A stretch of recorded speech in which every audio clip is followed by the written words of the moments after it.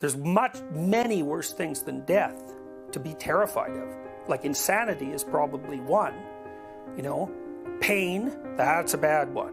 Long-term pain, that's a bad one. Well, then there's long-term pointless pain. You know, then there's your long-term pointless pain and that of your family. Like there's horrors that exceed death by orders of magnitude. So to make that the fundamental fear, I think that's an error. You know, it's like, are people more afraid of dying or having their children die? You know, that's a perfectly reasonable question.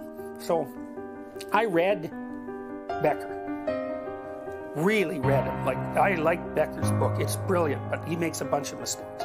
For one of the things he does, for example, is right in the intro, he says, it's a book that's trying to bring about the psychoanalytic closure of the study of religion. So it's neo-Freudian, smartly neo-Freudian. And he wants to explain religion pretty much completely within the psychoanalytic frame. He does a great job.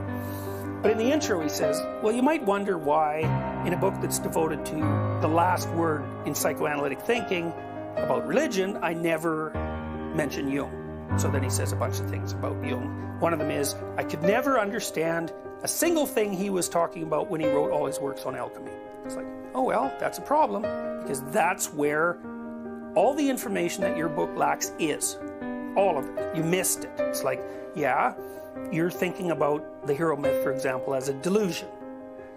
And, you know, as a hero project, and as something that's only there to stave off the fear of death. It's like, well, you got a good way into the depths,